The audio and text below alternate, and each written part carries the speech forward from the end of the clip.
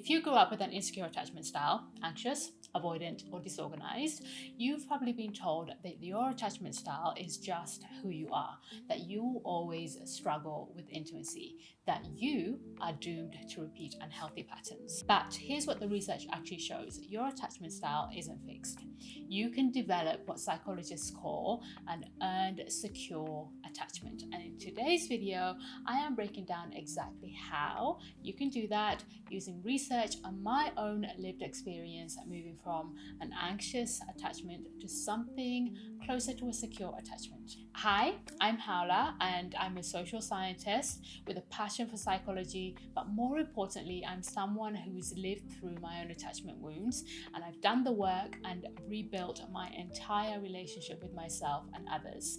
On this channel, we are obsessed with reinvention, wellness, psychology, and women's health.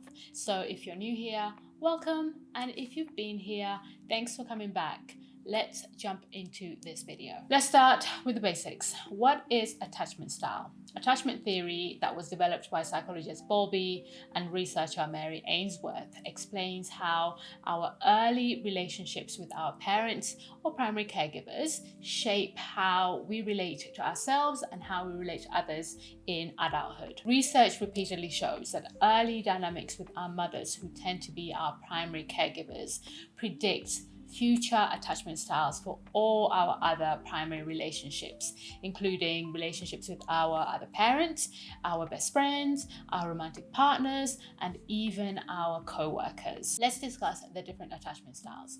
The first one and the best attachment style is secure attachment, which means that you feel safe, supported, and connected in your relationships. You can express your emotions freely, you seek comfort when you need it, and you trust that people will be there for you. Research shows that securely attached people generally have higher self-esteem, healthier relationships, and they have better emotional regulation as well as greater resilience to stress.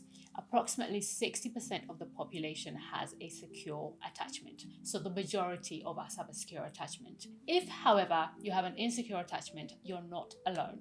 Close to 40% of us are operating from a place of insecurity in one or all of our relationships. Insecure attachment actually comes in three forms. The first one, anxious attachment.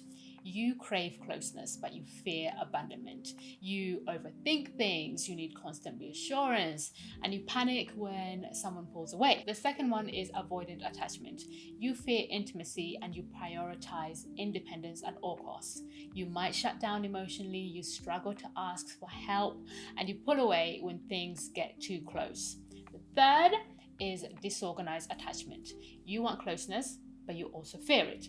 Often because of early trauma or inconsistency, you might swing between anxious and avoidant patterns. Research shows that your adult attachment style can be predicted with 75% accuracy based on how you were parented. But here's the hopeful part. Yes, your childhood strongly influences your attachment styles in your adulthood, but these patterns can be broken. Research repeatedly shows that attachment styles are malleable. They're not fixed. This is where earned secure attachment plays a critical role in healing your attachment style. So what do I mean by this? A 2024 review study found that attachment styles can change in response to later life events and can actually shift month to month based on positive or negative relationship experiences. This particular study tracked people for 23 years and found that individuals can move from an insecure to a secure attachment, and that these changes are linked to specific relational and therapeutic experiences. So, what does that mean? What does earned secure attachment actually mean? It means that you weren't raised with a secure attachment, but you developed it later in life through intentional work, healthy relationships, and often therapy. And a secure attachment stops patterns of insecurity and it allows people to lead healthier, more fulfilling relationships, fulfilling lives, similar to those of people who were securely attached from childhood. However, and I have to be honest here, earned security doesn't necessarily erase everything. People with earned secure attachment may still experience symptoms of depression more often than those who had a secure attachment from the very start. But the important thing is, people with earned security are significantly less prone to mood disorders than if they hadn't done the work to change their attachment patterns. So, yes, you can't erase the past, but you can build new patterns that override the old ones and have a happier, healthier relationship with yourself and with others. Now that you have an understanding of what attachment style is, how do you actually change your attachment styles? Here are 5 research-backed steps. You can't change what you don't understand. So the first step is identifying why you developed an insecure attachment. In order to understand the origins of your patterns, research shows that earned security requires revisiting the past and making sense of how your early interactions, your early experiences shaped how you connect with people now. Ask yourself questions like, what did I learn from love and safety as a child? When I was upset, did someone comfort me or was I dismissed? Did I feel seen or did I have to perform to get attention? Was love consistent or did I have to earn it? This isn't necessarily about demonizing your parents. It's about understanding, oh, this is how I panic, or this is why I panic when someone doesn't text me back. This is why I shut down when conflict happens. In my healing journey, I've discovered one of the reasons for my disorganized attachment style is inconsistency. I was put in boarding school when I was 4 years old, which is a critical period for attachment formation. I had a lot of instability in my early life, so I learned to anticipate abandonment, to cling when I felt a connection and disconnect when I felt vulnerable in order to protect myself. So understanding that helped me see it wasn't about me being too much or not good enough or broken and therefore unlovable. It was about my nervous system adapting to unpredictability and inconsistency. Step number 2 is to build secure relationships as a corrective experience. This is the ultimate goal. We all want to be secure, and we can do this with relationships that we're in. Research shows that earned security typically cannot be achieved without emotional support from healthy relationships, whether it's romantic, friendship, or your therapist. You need what psychologists call corrective emotional experiences, relationships that challenge your old patterns about connection, the relationships that are most likely to help you develop earned secure attachment include a healthy romantic partner who is emotionally available and consistent, close friendships where you feel valued, you feel safe, and your therapist or mentors who provide a secure, attuned support. But here's the key, you have to let these relationships challenge your old patterns.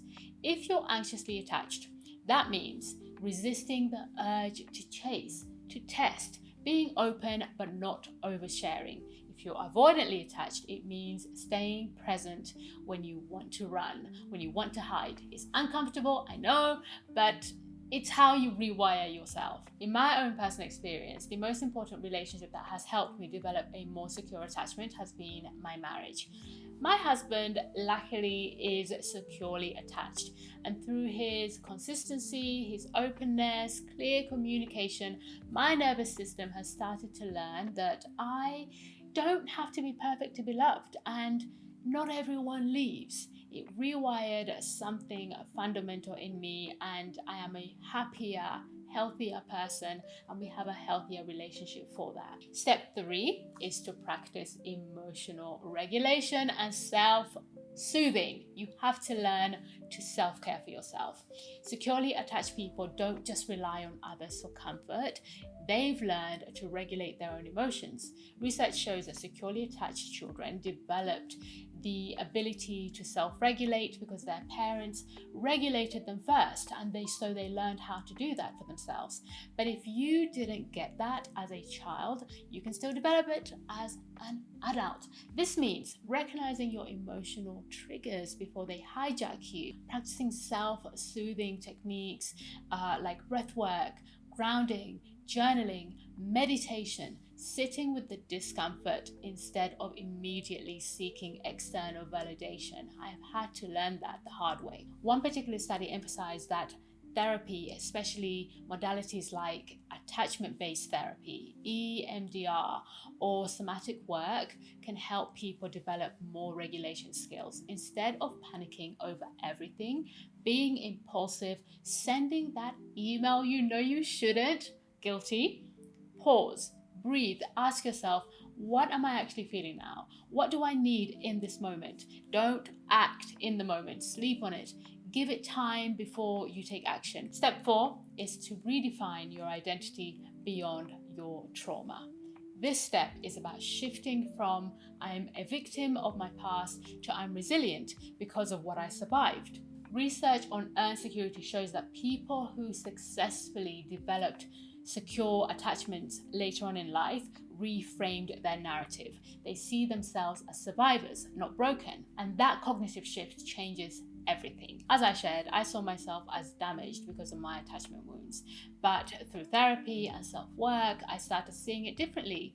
I'm not damaged, I'm adaptive. My nervous system learned to protect me the best way that it could. That reframe didn't erase the patterns, but it took away the shame, the feelings of inadequacy, the feeling that I'm not enough. Step number 5 is to create consistency and trust with yourself first. Trust you first, and you create the consistency. Here's the paradox.